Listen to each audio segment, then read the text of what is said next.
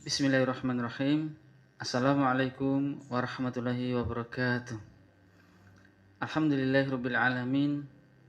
Asyhadu an la ilaha illallah wahdahu la syarikalah wa asyhadu anna Muhammadan abduhu wa rasuluh.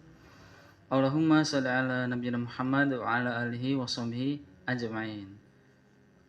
Teman ngaji yang dirahmati Allah Subhanahu wa taala, alhamdulillah kita jumpa lagi dan pada kesempatan kali ini kita akan belajar Al-Quran dan terjemahnya serta mengambil faedah-faedahnya dari surat Al-Asr atau Al-Asri, surat ke-103. Dan tentu saja teman-teman sekalian sudah hafal insyaallah ya. Baik, kita baca bersama dulu. A'udzubillahi minasyaitonirrajim. Bismillahirrahmanirrahim. Wal 'asr innal insana lafi khusr illal ladzina amanu wa 'amilus shalihati wa tawashaw bil haqqi wa tawashaw bis sabr. Ya, baik. Kita terjemahkan terlebih dahulu ya. Bismillahirrahmanirrahim. Wal 'asr. Demi masa. Innal insana lafi khusr. Sesungguhnya manusia itu benar-benar dalam kerugian. Illal ladzina amanu wa 'amilus sholihati wa tawashaw bil haqqi wa tawashaw bis sabr. Kecuali ada manusia yang tidak dalam kerugian, yakni mereka yang beriman, beramal soleh, serta nasihat menasihati dalam hak, dalam kebenaran, dan dengan kesabaran.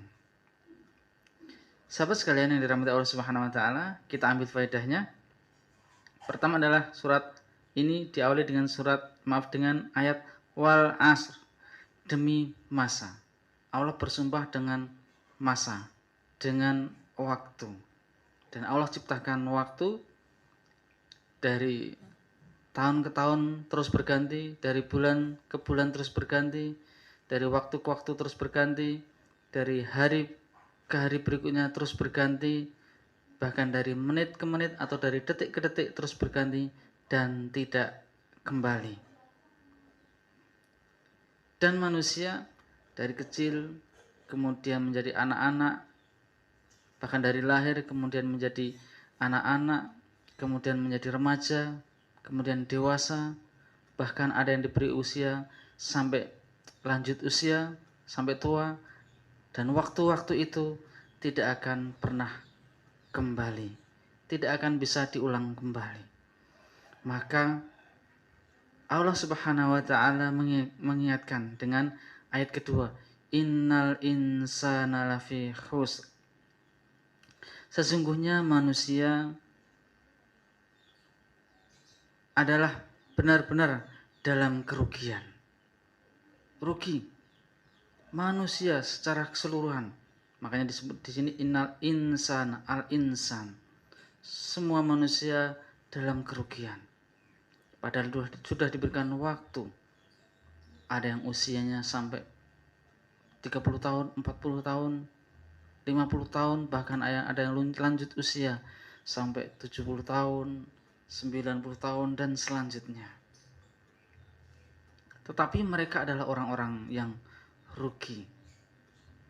Dan kerugian yang besar adalah nanti di akhirat dia tidak dimasukkan ke dalam surga. Bahkan sebelumnya kerugian adalah bisa juga di alam kubur.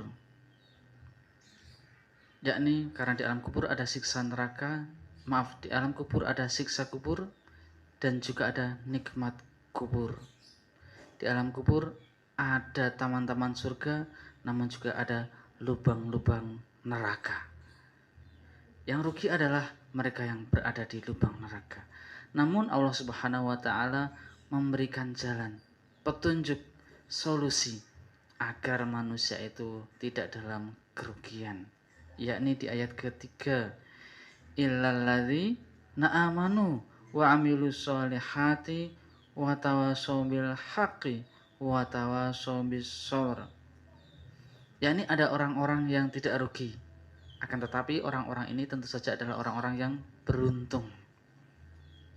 Siapa itu? Mereka adalah orang-orang yang beriman, beramal soleh, kemudian saling nasihat menasihati dengan kebenaran, dan nasihat-nasihati dengan kesabaran. Ada 4 kriteria atau 4 syarat orang ataupun manusia tidak akan rugi. Yang pertama adalah orang itu beriman, dan tentu saja kita sudah tahu Rasulullah Sallallahu Alaihi Wasallam pernah bersabda atau pernah memberikan nasihat, antuk minu billahi wa malaikatihi wa kutubihi wa rusulihi wal yaumil akhiri wa tu'minu bil qadari khairi wa syarrah. Yakni orang Anda beriman itu adalah beriman kepada Allah, beriman kepada malaikat-malaikat, beriman kepada kitab-kitab, kemudian beriman kepada rasul-rasul, kemudian beriman kepada hari akhirat, dan kemudian juga beriman kepada takdir yang baik ataupun yang buruk. Tentu saja untuk pembahasan tentang keimanan ini membutuhkan waktu yang panjang, dan insya Allah kita akan sampai di sesi berikutnya insya Allah. Kemudian syarat kedua setelah beriman adalah beramal soleh. Orang yang tidak rugi adalah orang-orang yang suka beramal soleh, beramal kebaikan.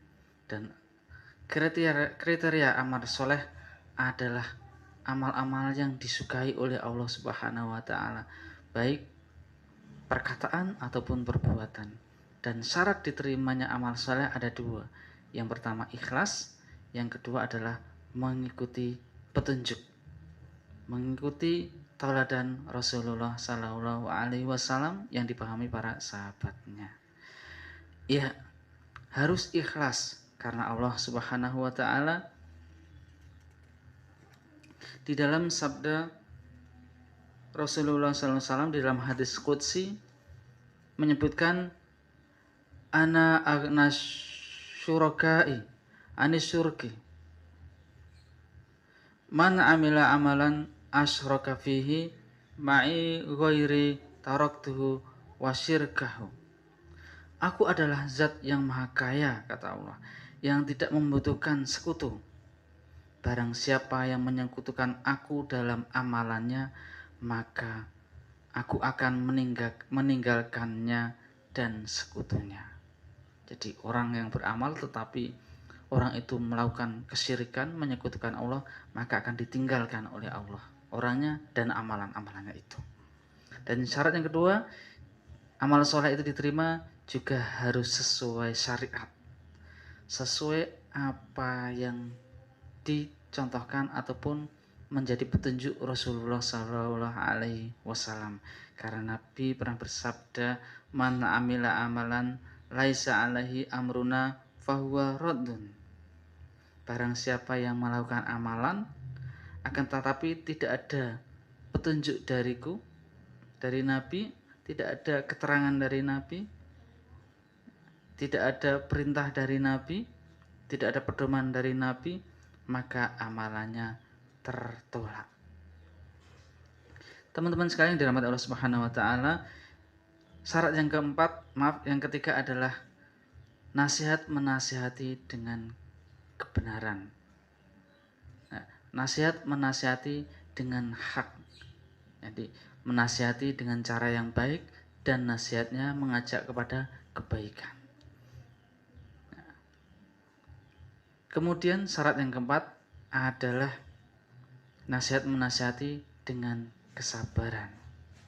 Ya, sabar dibagi menjadi 3. Para ulama menyebutkan sabar di dalam melakukan atau melaksanakan perintah Allah Subhanahu wa Ta'ala. Yang kedua, sabar di dalam meninggalkan segala yang dilarang oleh Allah Subhanahu wa Ta'ala. Dan yang ketiga adalah sabar jika ditimpa musibah. Jika ketika sabar ini dipenuhi, maka baiklah kesabaran yang ada yang dimiliki oleh seseorang tersebut. Ya teman sekalian dirahmati Allah Subhanahu wa taala, tentu saja kita selalu berusaha agar kita tidak rugi dengan syarat 4 tadi. Apa? 1. Beriman kepada Allah, kepada malaikatnya, kepada kitab-kitabnya, kepada rasul-rasulnya, iman pada hari akhir dan takdir Allah yang baik ataupun yang buruk. Kemudian beramal soleh. Kemudian syaratnya adalah setelah amal soleh adalah nasihat menasihati dalam kebaikan atau dengan kebaikan, dan nasihati dengan kesabaran.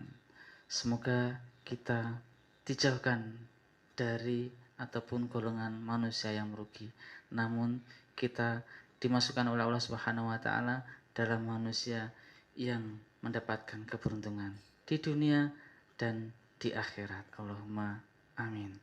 Wassalamualaikum ala Nabi Muhammad wa ala alihi washabihi ajma'in. Insyaallah jumpa lagi di materi ataupun di ngaji berikutnya. Assalamualaikum warahmatullahi wabarakatuh.